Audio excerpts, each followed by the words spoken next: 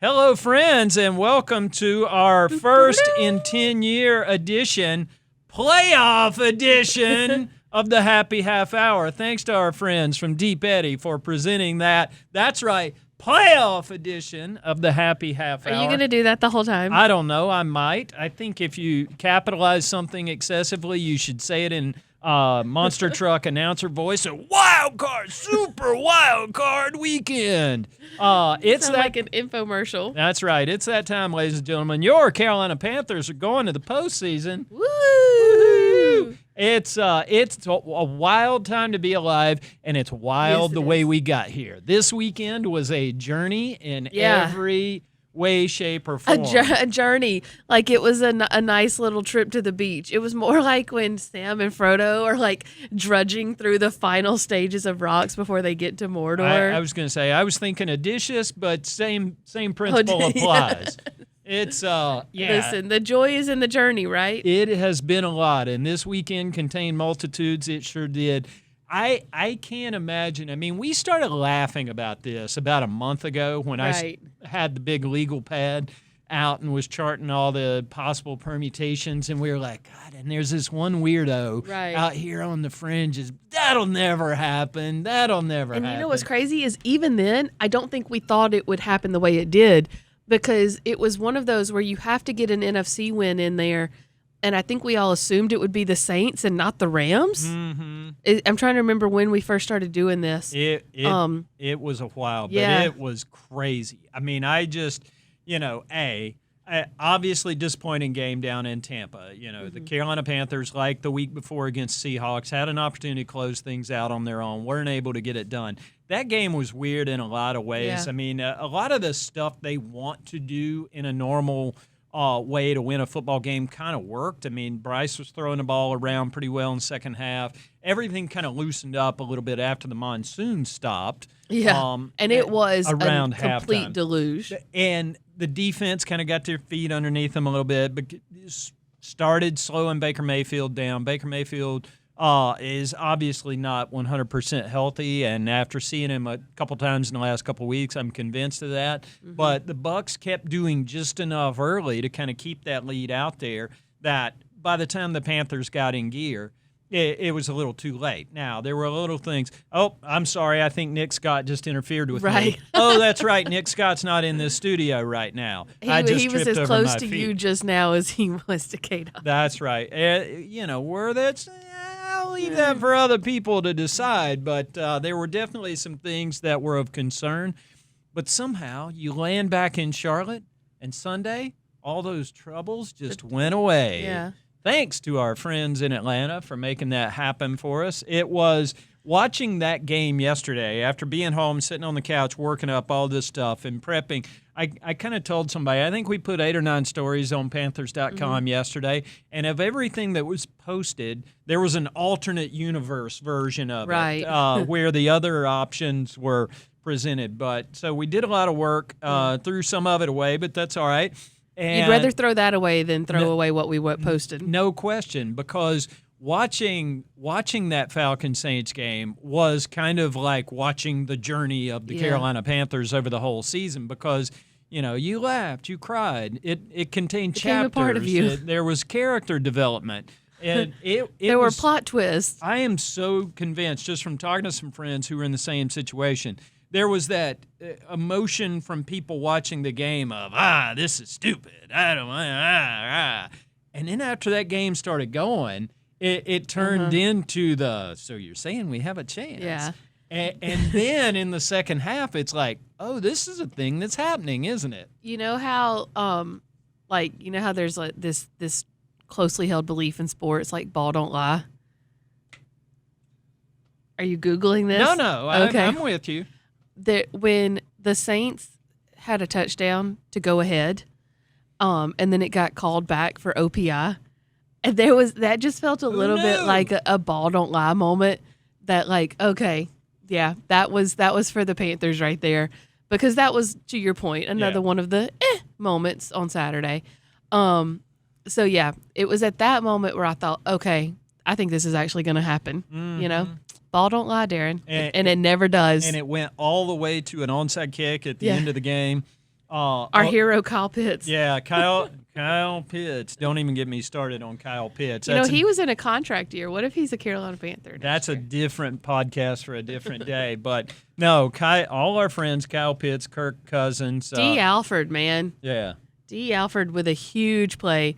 Dave Canales said his brother called him after the D. Alford interception, and he answered. And he's like, "Hello," and his brother's like ready to celebrate, and he's like, "Call me back! Like, what are you doing? Like, there's still plenty of time." Yeah, was right. David gone into full coach mode. He's like, "There's a minute 10 left in this game. So many things could still go wrong." And he was right, because the Saints did come down and score another touchdown. Just a freaking incredible throw and catch from Tyler Shuck to, was it Johnson that caught it, the touchdown? Yeah, I'm blanking on that. And then the onside kick, I don't know if you can say Kyle Pitts necessarily recovered it because it didn't go 10 yards. It didn't matter. It didn't matter. It went out of bounds. It didn't go 10 yards. Falcons player came up with it.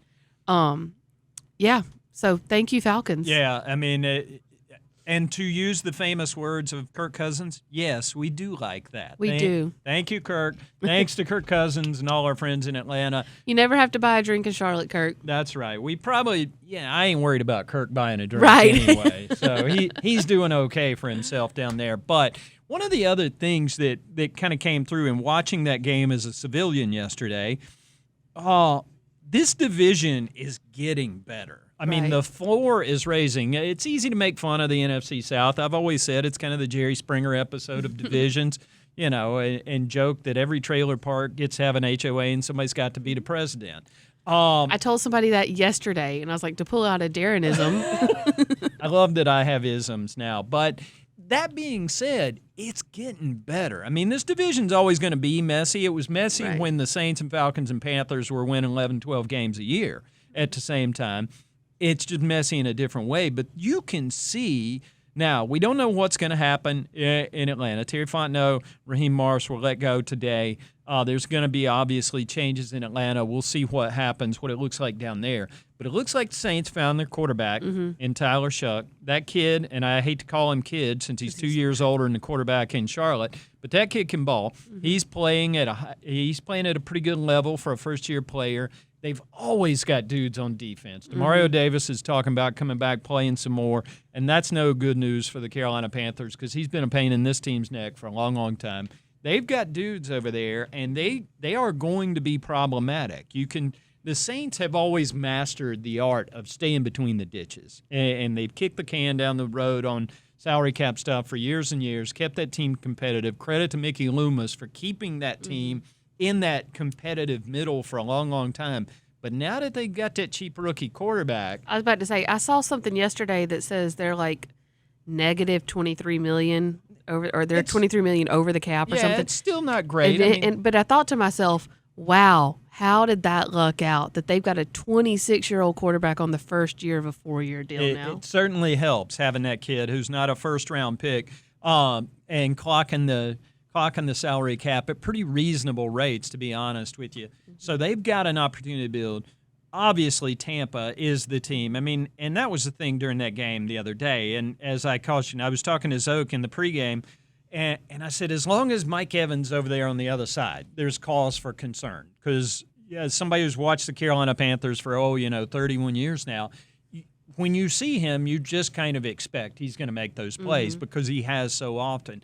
They've been there. They knew how to do that. And I think that's why so many people weren't necessarily stunned that they broke out of a 7 out of 8 game skid to win that game because they've been in that situation. They've got so much leadership, so much experience in those championship opportunities, as Dave Canales says, that stuff matters. And so as long as the Bucs still have some of those dudes, as long as the Saints have their quarterback, we'll see what happens in Atlanta and how they reconfigure things. That's an interesting they don't have a first-round pick, and they've got a bunch of money tied up in quarterbacks, and it's unclear which direction they're going to go at this moment. But so there's more questions than answers in Atlanta. But this division is looking collectively deeper than it's been in a while. What did I ask you earlier? I said, is the NFC South all bad or all good? They no other division had every team finish with at least 6 wins.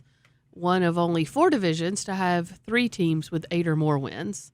So, that's on the top half places you want to be, I would guess. I definitely believe, it's one of the things I've come to believe doing this for a minute. And I know I'm stretching it, but still. Staying out of the ditch is the hardest thing to do in the NFL. I mean, to keep it 6-7 wins a year might not sound great, but if you're winning 7 a year, that can turn into 9 pretty easy. Mm-hmm. So being in that giant middle that the NFL pushes everybody to is not always the worst place to be. And everybody in the division appears to be there now. So then it's who catches breaks, who stays healthy at all the right spots at the same time. Some rookie's going to have a career year that you maybe didn't expect. I mean, say whatever you want about the Atlanta Falcons. They just set a franchise record for sacks. They've got young pass rushers. They can create problems. They've got some good young parts there. And as we've seen a couple times, including right here in Mayberry, you get the right coach in there, and you can build off of that platform. Yeah, it makes you excited. Like this year, it was what it was. And like I said, I know I'm being slightly exaggerating and hyperbolic with the, are they better or is everybody good? But, like, it does make you excited for what the next couple of years hold. We saw that even going back to last year with the, the duel between Bryce and Michael Penix. We said this will be fun to watch. And then you're starting to see it with the other teams coming up as well. What does this division look like over the next 3 to 4 years with a lot of young quarterbacks, a lot of young playmakers really kind of establishing themselves? A lot of young head coaches, Dave Canales finishing up his second year. Kellen Moore finishing up his first year. Atlanta's going to have a new coach. It could be a first-time head coach, might not. Tampa Bay, seems like for right now it's still Bowles. Who knows? But, like, a lot of young talent, young coaches, young play callers. It's exciting to kind of think about what it could become over the next couple of years. Yeah, there's been a lot of conversation the last couple of days. As regular seasons wrap up, you try to look back at things and put them in some kind of context. There's been a lot of conversation about whether the Panthers are ahead of schedule. I think maybe, sure, but the point is this year was always about stabilizing and making those improvements, especially on defense. And listen, Carolina Panthers ranked 32 of 32 in most of them defensive categories this year. Last year. 16th in total defense. To go from 32 to 16 in 1 year, a lot of that's getting a Derek Brown back on the field, because having a Derek Brown's always a good thing. You know how I always say what would help this situation? A little more Luke Kuechly? Yeah. A little more Derek Brown, same deal. Adding Derek Brown back to this thing was obviously a huge deal, but by adding in pieces, they were able to go from 32 to 16. And to just, it blows my mind. I said going into Atlanta game last year, we were just trying to calculate whether they were breaking records, and now being a middle-of-the-pack defense allowed so much progress in other ways. Yeah. The Carolina Panthers still got work to do. Once they get to off-season, and by the way, we ain't there yet. We'll get to that in a second. But once they get to that point and keep stacking pieces, you can see that it's reasonable to think they're going to continue that steady climb from where they were to where they're at now. They also went just in scoring defense from 32nd to 15th. Yep. That has won them games this season. And then there's been games where you saw the offense kind of come in and win it for them. And so, yeah, what did they do from here? And then just to the point, too, of like, does a team under 500 deserve to be in the playoffs? They won their division. That's right. And they won it by winning games that they needed to. Obviously, would have loved to have won it on Saturday, beat Tampa Bay. Every team in the NFC South finished with the exact same division record, 3-3. Would have loved to have gotten that win on Saturday to have the best division record, to win it outright without having to deal with tiebreakers. Obviously, that didn't happen. But they still they beat Tampa Bay in Week 16. They swept the Falcons. They got those other NFC wins in there too, just to be safe with the the Packers, the Rams, some of those others. So still won the games that they needed to win.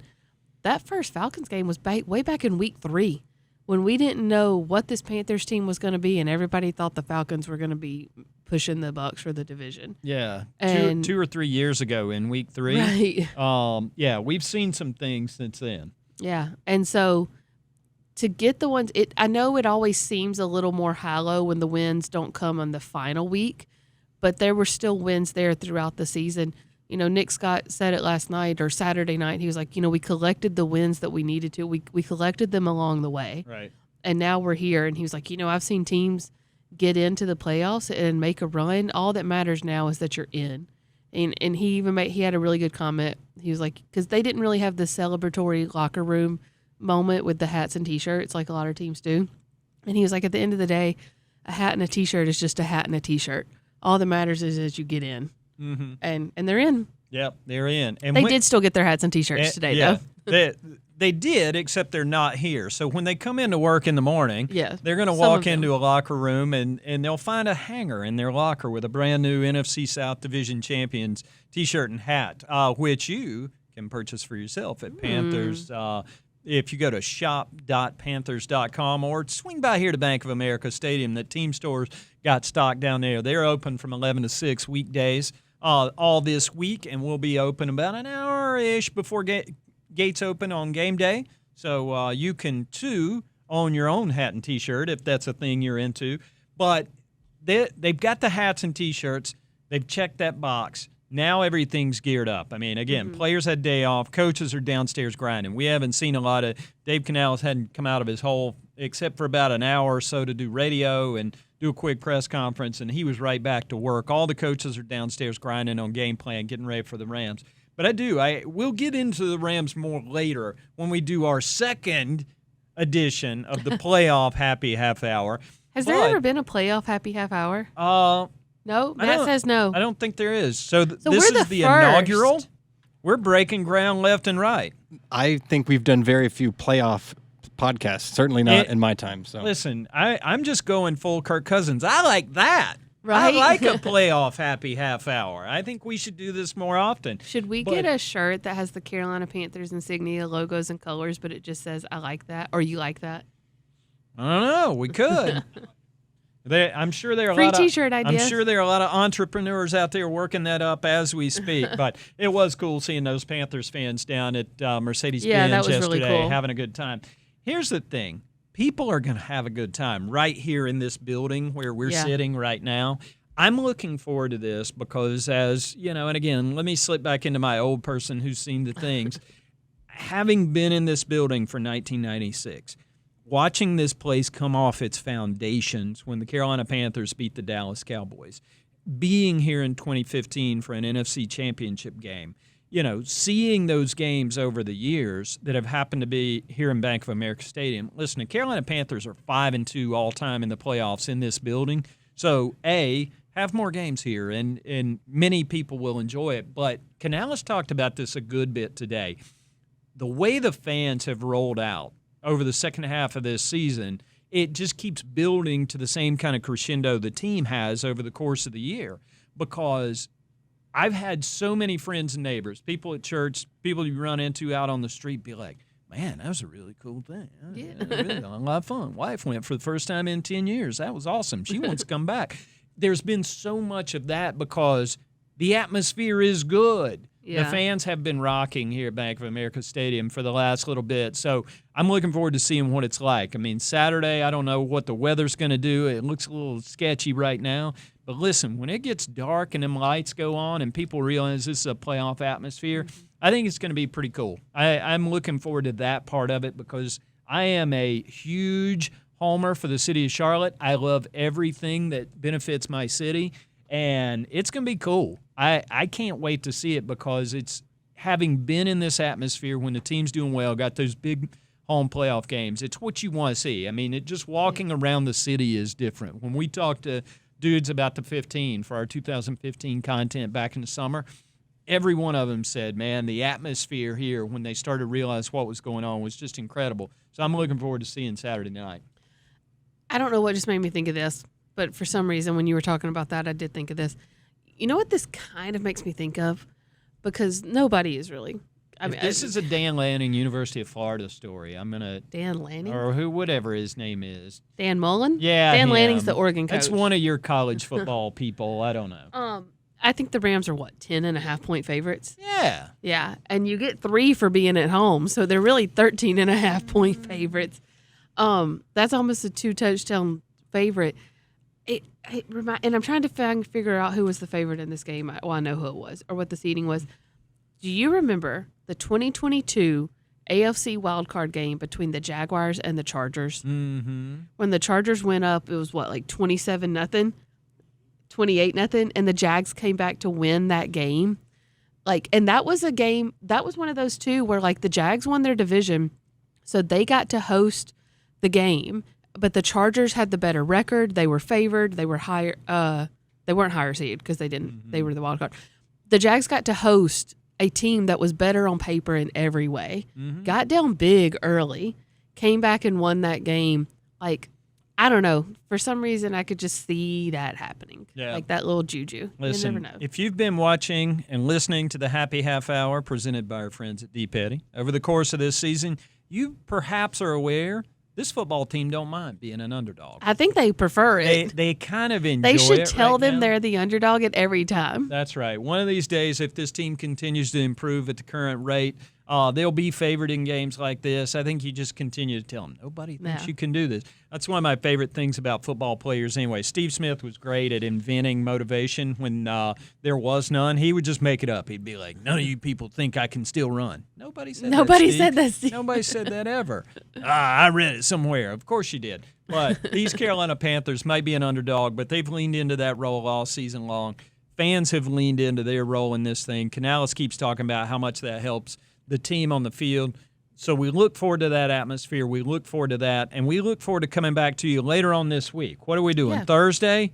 What day of the week is it? I don't even know anymore. It's going to be Tuesday is Wednesday tomorrow when we get in here. My wife just looked at me. She said, stop with the Tuesday is Wednesday. I don't know what that means. It's the only way I can think of it. It really is. But we'll figure out what day. We'll be back to you later on this week.